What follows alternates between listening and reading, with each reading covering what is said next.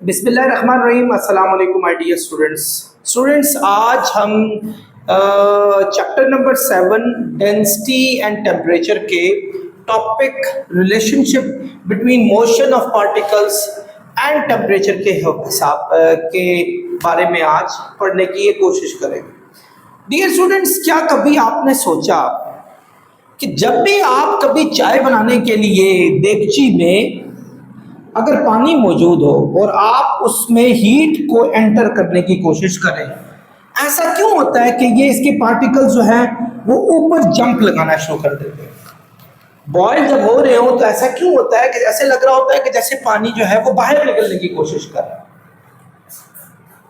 ऐसा क्यों होता है? और क्या कभी आप लोगों ने एक बात सोची कि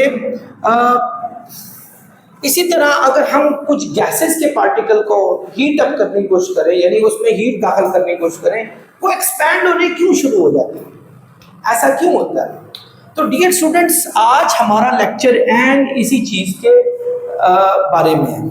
आई होप कि आप लोग इसको अच्छे तरीके से न सिर्फ समझेंगे बल्कि मैं तो ये कहूँगा कि जब फ्लूइड डायनामिक्स में इस हीट का और जो मोशन ऑफ द पार्टिकल्स हैं उनका आपस में एक बहुत ही गहरा ताल्लुक है। डियर स्टूडेंट्स, जब भी आप किसी चीज में हीट को एंटर करने की कोशिश करते हैं, पहले तो एक बात याद रखें कि या तो हीट सिस्टम में एंटर होती है या सिस्टम में से हीट आउट होती है।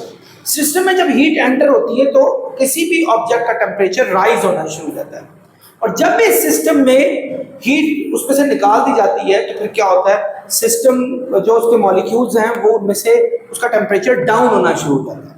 यानी ऐसे ही है जैसे फर्ज करें आपके पास एक कप ऑफ टी आ जाती है और आप कप ऑफ टी गर्म है, तो उसमें क्या हुआ था, एक्चुअली आपने उस चाय को बनाने के लिए अच्छा खासा गर्म किया था, और जब आपने उसको किसी भी एनवायरनमेंट में रख लिया, किसी कमरे में रख लिया, तो क्या हुआ कि वो सारी हीट जो चाय के अंदर मौजूद थी वो वहां से एस्केप आउट हो गई, और आपकी चाय जो थी वो कंपैरेटिवली जब पहले आई थी उसके मुकाबले में ठंडी हो गई। डियर स्टूडेंट्स, आपके ग्लास में मौजूद पानी, उसके तमाम मॉलिक्यूल्स जो मौजूद हैं आपके, वो हर वक्त एक रैंडम मोशन में होते हैं। कोई मॉलिक्यूल यहाँ जा रहा है, कोई मॉलिक्यूल यहाँ जा रहा है, कोई यहाँ जा रहा है। They are always in constant motion. अगर आपको यकीन ना आए तो कोई कलर उसके अंदर डाल के देख लें, थोड़ी देर बाद वो कलर पूरा स्प्रेड हो जाएगा।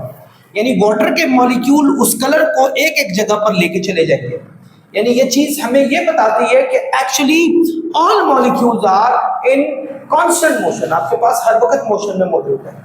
बिल्कुल इसी तरह आपके इर्द गिर्द जो हवा है, इसके तमाम पार्टिकल जो हैं वो हर वक्त मोशन में होते हैं, और आप इनको किसी जगह पर कैद नहीं रख सकते ज़्यादा देर तक। अगर आप कैद रखेंगे तो ये उस जगह पर भी हर जगह पर मूव कर रहे होंगे किसी, लेकिन जैसे ही आप कोई चीज़ खोलेंगे, एग्जाम्पल अगर कोई दरवाज़ा खोलते हैं, they will escape out from that particular room, वो उस रूम में से भी बाहर निकल जाएंगे।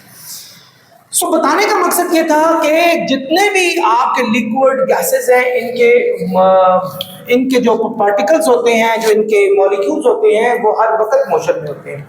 और ये मोशन स्टूडेंट्स, जैसे जैसे आप इनके अंदर हीट को एंटर करते हैं, ये मोशन ज़्यादा तेज होनी शुरू हो जाती है। यानी आपके मॉलिक्यूल अगर पहले एक छोटी सी थोड़ी सी रफ्तार से थे, अब उनकी रफ्तार, उनकी स्पीड जो है वो बढ़ना शुरू हो जाएगी।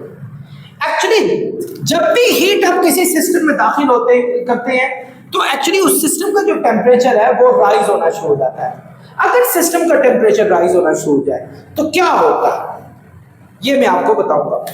सो डियर स्टूडेंट्स, हमने क्या पढ़ा? हमने ये पढ़ा कि जब भी किसी मटेरियल को हीट किया जाता है तो ये इनमें ये दो चीजों का में से कोई एक का होना बहुत लाजमी है, बल्कि होती है।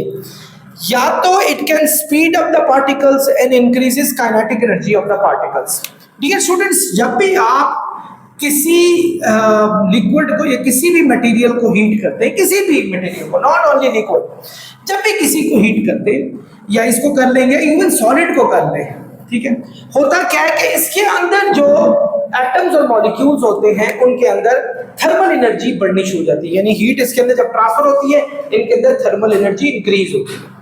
जब थर्मल एनर्जी इंक्रीज होती है, थर्मल एनर्जी सीधा सीधा याद रखें, थर्मल एनर्जी आपकी सीधा काइनेटिक एनर्जी में शिफ्ट हो जाती है, ऑब्जेक्ट की तमाम काइनेटिक एनर्जी में शिफ्ट हो जाती है। अब वो जो काइनेटिक एनर्जी उसकी है, काइनेटिक एनर्जी क्या चीज है स्टूडेंट्स, आप लोगों ने पढ़ा है, ये हाफ mv² के इक्वल होती है। यानी काइनेटिक एनर्जी का मतलब हुआ कि तमाम पार्टिकल जो है उनकी मोशन में तेजी से इजाफा होना शुरू हो गया। यानी इसका मतलब हुआ कि पार्टिकल स्पीड अप हो जाते हैं हमारे पास और काइनेटिक एनर्जी जो है बढ़नी शुरू हो जाती है। वैसे भी आगे जाकर जब आप हीट एंड थर्मोडायनामिक्स का चैप्टर एफएससी में पढ़ेंगे, वहां ये पढ़ेंगे कि टेम्परेचर एक्चुअली क्या होता है, हमारे पास डायरेक्टली प्रोपोर्शनल होता है काइनेटिक एनर्जी की। यानी more is the temperature, more is the kinetic energy. जितना जितना टेम्परेचर बढ़ाते जाएंगे, काइनेटिक एनर्जी जो है आपकी वो बढ़ना शुरू हो जाएगी। एवरेज काइनेटिक एनर्जी, एवरेज का साइन है, ठीक है। Number 2, strength of attractive forces between particles can decrease. Students, आप लोगों ने देखा होगा कि जब भी बर्फ को हम गर्म करते हैं तो क्या होता है, वो बर्फ क्यों वो आपकी सॉलिड फॉर्म में होती है कि उसके तमाम पार्टिकल्स ने एक दूसरे को पकड़ के रखा हुआ होता है, ठीक है। आहिस्ता आहिस्ता वो तमाम पार्टिकल्स के बीच में जो बॉन्डिंग बनी हुई थी वो ब्रेक होना शुरू होती है और आपके वो जो आइस है वो आहिस्ता आहिस्ता मेल्ट होके आपकी लिक्विड की तरफ जाना शुरू कर देती है। बिल्कुल इसी तरह जब लिक्विड से जब गैस की तरफ जाना शुरू करेगी, बिल्कुल ऐसा ही होगा। तो यानी एक्चुअली जो अट्रैक्टिव फोर्सेस बीच में होती है पार्टिकल्स की, वो डिक्रीज होना शुरू हो जाती है, ठीक है। मतलब सबसे ज्यादा किसकी होती है, अट्रैक्टिव फोर्सेस सॉलिड की होती हैं, जिनमें सॉलिड को पकड़ के रखा होता है। उससे कम जो होती है वो लिक्विड की होती है। और इसकी रीजन यही है कि हीट से टेम्परेचर राइज होता है और टेम्परेचर से जो एवरेज काइनेटिक एनर्जी है जो उनके अंदर राइज होना शुरू होती है। जब एवरेज काइनेटिक एनर्जी राइज होना शुरू हो जाएगी तो उनके बीच में जो अट्रैक्शन वाली फोर्सेस हैं वो वीक होना शुरू हो जाएंगी हमारे पास। और आमतौर पे ये मेल्टिंग और बॉइलिंग में ये काम होते हैं। आई होप आप लोगों को ये बात समझ आ गई होगी। तो इन तमाम बातों का लबे लुबाब हुआ students, what is temperature. Temperature होता है कि degree of hotness and coldness, यानी किसी भी चीज का गर्म होना या ठंडा होना। और दूसरा टेम्परेचर क्या करता है, काइनेटिक एनर्जी जो है पार्टिकल्स की उनको इंक्रीज करता है, एवरेज काइनेटिक एनर्जी। और जैसे जैसे टेम्परेचर में इजाफा होगा, याद रखें टेम्परेचर एक रिलेटिव क्वांटिटी समटाइम हो जाती है। फर्ज करें जरूरी नहीं है कि मेरे लिए एक ठंडा गिलास है वो मेरे लिए ठंडा है, हो सकता है किसी और के लिए वो इतना ठंडा गिलास ना हो। तो एक्चुअली मेन चीज है हीट, जो टेम्परेचर में इंक्रीज और डिक्रीज लाने की कोशिश करती है। यानी एक ऑब्जेक्ट को जैसे जैसे हम गर्म करेंगे, हीट एंटर करने की कोशिश करेंगे, उसका टेम्परेचर राइज हो जाएगा और राइज होने से उसके अंदर जो पार्टिकल्स हैं उनकी मूवमेंट फास्ट हो जाएगी। बिल्कुल इसी तरीके से एक ऑब्जेक्ट में से जब हीट को बाहर निकालते हैं, यानी आउट करने की कोशिश करते हैं, तो हीट के बाहर निकलने से टेम्परेचर क्या हो जाता है स्टूडेंट्स, डाउन हो जाता है और उनके मोशन ऑफ द पार्टिकल्स जो है वो लोअर डाउन जाती है। यानी काइनेटिक एनर्जी जो है पार्टिकल्स की वो कम होना शुरू हो जाती है। आई होप आप लोगों को ये स्टूडेंट्स समझ आ गया होगा। डियर स्टूडेंट्स, अगर इसी तरीके से हम सिस्टम में से किसी भी सिस्टम में से हीट को बाहर निकालने की कोशिश करते रहे, काइनेटिक एनर्जी लोअर डाउन होनी शुरू हो जाएगी, लोअर डाउन होनी शुरू हो जाएगी। करते एक टाइम आएगा जब टेम्परेचर जो है वो हमारे पास 0 केल्विन तक पहुंच जाएगा, 0 केल्विन तक पहुंच जाएगा। तो पार्टिकल्स की मूवमेंट बिल्कुल खत्म हो जाएगी, क्योंकि पार्टिकल की मूवमेंट का दारोमदार जो है वो किस पर है, हमारे पास टेम्परेचर पर है। जब टेम्परेचर 0 केल्विन पर पहुंच गया, no more movement in the molecules. यानी आप ये देखें, इस ग्राफ से समझने की कोशिश करें। फर्ज करें हमारे पास ये एक टेम्परेचर है केल्विन में और ये हमारे पास है इस पार्टिकल्स की मूवमेंट हमारे पास, और मूवमेंट को आप जानते ही हैं काइनेटिक एनर्जी के इक्वल होता है। बल्कि यूं करें, इसको काइनेटिक एनर्जी जो आपकी बुक के हिसाब से बना लेते हैं, ये टेम्परेचर हमारा केल्विन में हो गया। आप देखें एक ऑब्जेक्ट इस जगह पर है, इस पॉइंट पर है, यानी इसकी कोई ना कोई काइनेटिक एनर्जी है। इस पॉइंट पर ये मैक्सिमम काइनेटिक एनर्जी है किसी भी पॉइंट पर फर्ज करो, और ये टेम्परेचर है इसका। लेट्स से ये टेम्परेचर हमारा 400 केल्विन तक का एग्जांपल दे रहा हूं, इट्स नॉट नेसेसरी कि 400 केल्विन पर हो। आप जैसे जैसे आप टेम्परेचर को डाउन करेंगे, फर्ज करें ये मैं आ गया जी 300 पे आ गया, तो आप देखेंगे कि काइनेटिक एनर्जी भी जो है वो डाउन होनी शुरू होगी। ये भी नीचे आ गई है, ये काइनेटिक एनर्जी 1 है, ये 2 होगी। आप और 200 पे ले जाएं, बल्कि 300 नहीं करते, इसको 350 कर लेते हैं। आप 300 पे ले जाएं और आप काइनेटिक एनर्जी में डाउन देखेंगे। आप 200 पे ले जाएं और डाउन आएगा। आप 150 पे ले गए और डाउन, और करते करते जब आप 0 पे ले जाएंगे, there will be no kinetic energy, यानी काइनेटिक एनर्जी भी हमारी 0 पे पहुंच जाएगी। यानी जैसे जैसे टेम्परेचर को पीछे लाते जा रहे हैं, काइनेटिक एनर्जी का ग्राफ भी हमारे पास नीचे आ रहा है। तो इसका जो रिलेशनशिप होता है दैट इज लीनियर, यानी बिल्कुल लीनियर रिलेशनशिप होता है, यानी बिल्कुल स्ट्रेट हमारा ग्राफ बनता है। आप ये ग्राफ सेल्सियस पे भी बना सकते हैं, सेंटीग्रेड। याद रखिएगा, एक बात याद रखें, 1 डिग्री सेंटीग्रेड जो होती है वो 273 केल्विन के इक्वल होता है। ये बात याद, यानी ये 0 डिग्री सेंटीग्रेड है। जरा गौर से देखिएगा, ये 0 डिग्री सेंटीग्रेड है। और फर्ज करें इस पॉइंट पे हमारा वो है, इस पॉइंट पे हमारा कोई भी टेम्परेचर है और ये काइनेटिक एनर्जी है हमारे पास। ये काइनेटिक एनर्जी, ये हमारे पास टेम्परेचर है सेंटीग्रेड।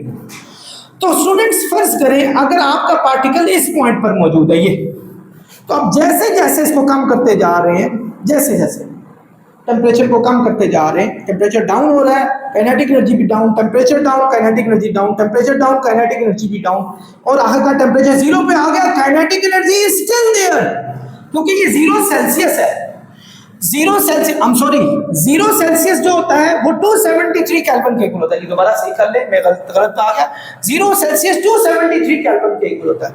तो यहां आपके पास स्टिल 273 केल्विन आपके पास टेम्परेचर मौजूद है। तो आप if you keep on decreasing this, अगर आप इसको मजीद डिक्रीज करें और इस पॉइंट पे ले आए जो कि -273 सेल्सियस है, -273 सेल्सियस को 0 केल्विन भी कहा जाता है, 0 केल्विन भी कहा जाता है, डिग्री सी।